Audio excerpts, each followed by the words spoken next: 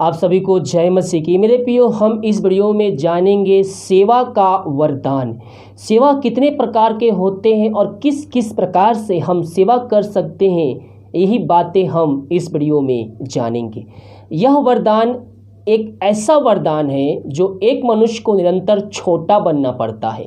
सेवा का वरदान अगर हमें मिलना है तो हमें छोटा बनना है। चाहे हम धनी हो, चाहे हम ऊंचे पदों बैठे हो, हमारे अंदर हम छोटा हमें बनना है। और यह मनुष्य निरंतर दूसरों की सेवा में लगा रहता है।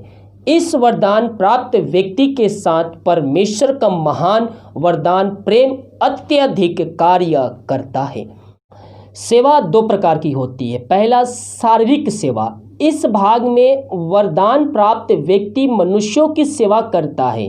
रोगियों की सेवा, अनाथ की सेवा, गरीबों की सेवा, विधवाओं की सेवा, भूखों को खिलाने की सेवा आदि सेवा वो कार्य कर सकता है। दूसरा जो पॉइंट है इसमें आत्मिक सेवा। इस सेवा में वरदानी व्यक्ति मसीह की देह की सेवा करता है। वरदान प्राप्त मनुष्य परमेश्वर के राज्य बढ़ाने में भरपूर प्रयास करता है। इसमें नए लोगों को प्रभु के पास लाना, सिखाना, समझाना, दुष्ट आत्माओं से छुटकारा दिलाने, रोगियों को चंगा करने, प्रार्थना करना, दूसरों के दुखों के लिए प्रार्थना करना आदि उसकी आत्मिक सेवा हो सकती है। इन दोनों प्रकार की सेवा के लिए अपने को छोटा बनना पड़ता है। जी मेरे प्रियो, सेवा का वरदान अधिकतर विश्वासियों को प्राप्त है जो अच्छे तरह से बखूबी वो निभा रहे हैं। अब हम देखते हैं सिखाने का वरदान।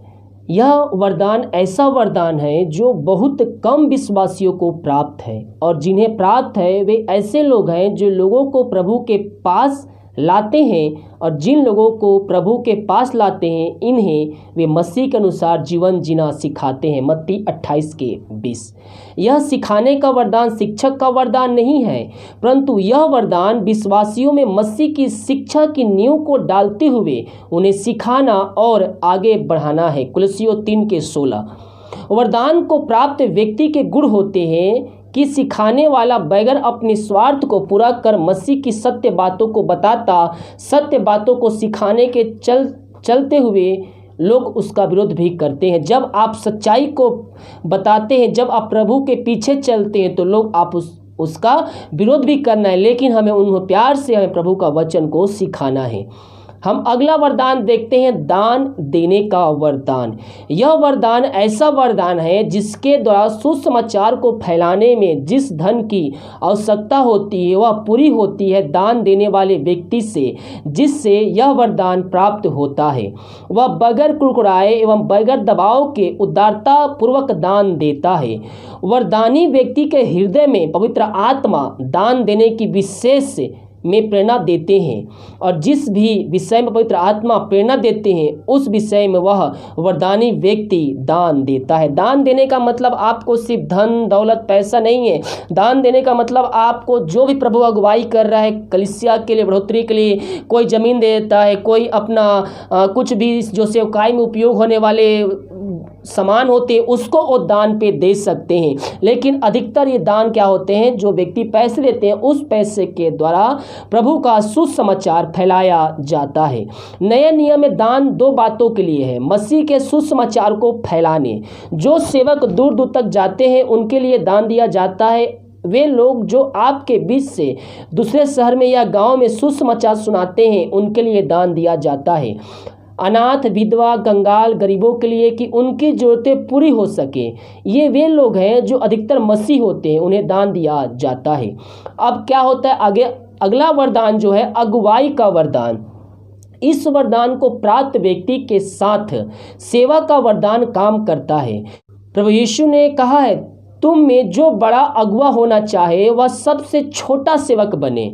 सेवक अगुवा दोनों एक ही व्यक्ति है, दोनों एक ही चित्र हैं। यह अगुवा प्रभु द्वारा दिया जाता है जो सेवा करता है। उन कलीसिया पर हाकिम नहीं ठहरा जाता, बाकी वह झुंड की रखवाली बगैर लोभ के सेवा भाव से कर सकता है। यह विश्वासी पुराना होता है तथा सारी बातों को, वचनों को समझते हुए अगुवाई करता है। उसके अंदर हर एक प्रकार के बातें उसके अंदर पाई जानी चाहिए। आज के दौर में जब कलीसिया मसीह के प्रकट होने की बाट जो रही है, तो उसे अच्छे और सुयोग्य अगुवे की आवश्यकता है कि वे अगुवा बीमारों को चंगा करने में, सुसमाचार प्रचार करने में, विश्वासियों को सिखाने में, निरंतर युद्ध विभक्त से अगुवाई करते हुए मसीह की देह को परिपक्व बनाते में जुटा रहे। अगला और जो लास्ट वरदान है, दया करने का वरदान।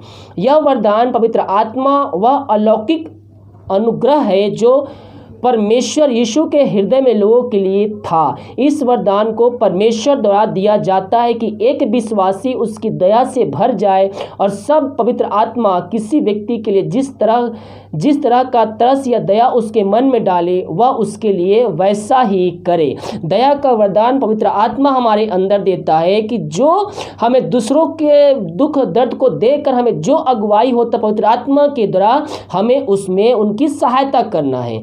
दया करना, तरस से भरकर सहायता करना। प्रभु यीशु कई जगहों पर दया से भर गए और कई लोगों की सहायता की। वे यरूशलेम को देखकर, यरूशलेम की पापमय स्थिति को देखकर दया से भर गए और विलाप किया। दया का अर्थ है तरस से भरकर सहायता करने तैयार हो जाना।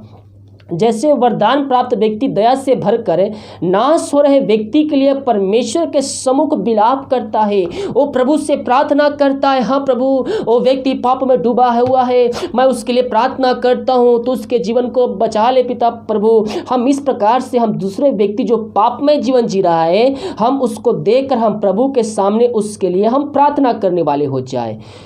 जरूरतमंदों की सहायता करना, दूसरों के दुखों पर मलहम लगाता है, दूसरों के लिए प्रार्थना करता है, तरस से दान करता है तथा कई अन्य प्रकार के उसके अंदर कार्य होता है।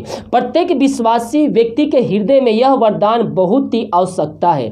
जो विश्वासी है उसके अंदर दया की भावना हमेशा रहना चाहिए, उसके अंदर दया होनी चाहिए। मसीह व्यक्ति के हृदय में दया और प्रेम और सहानुभूति आवश्यक है, जिसके चलते एक विश्वासी मसीह की चिट्ठी बन जाता है। ये सारे वरदान विश्वासियों को प्रभु द्वारा दिए गए कार्य है। जिस विश्वासी को जो वरदान मिलता है वे अपने अंदर से इन वरदानों को चमकाए, और जिन विश्वासियों को यह नहीं पता कि क्या वरदान मिला है तो वह विश्वासी अपने में ढूंढे और पता करे कि उसके क्या वरदान मिला है। हम प्रभु से प्रार्थना करना है। अगर आपको पता नहीं कि मुझे क्या वरदान मिला है तो हम प्रभु से प्रार्थना करके अपने अंदर ढूंढना है कि मुझे क्या वरदान प्रभु ने दिया है और मैं क्या कर सकता हूँ। दान करने का वरदान, सिखाने का वरदान, अगुवाई करने का वरदान, यानी कि कलीसिया का जो मुख्य व्यक्ति होता है, अगुवाई करने का वरदान, दया करने का वरदान, जरूरतमंदों की सहायता करना, दूसरों को मलहम पट्टी करना, प्रार्थना करना, तरस खाना और भिन्न प्रकार के परमेश्वर ने हमें दया का बातें सिखाई है। तो इन बातों को ध्यान रखिए और अपने अंदर ढूंढिए कि प्रभु ने आपको किस कार्य के लिए चुना है और किस कार्य के लिए प्रभु ने आपको बुलाया है। प्रभु इन वचनों के द्वारा हम सबको आशीष प्रदान करे। आमीन। सबको जय मसीह की। God bless you.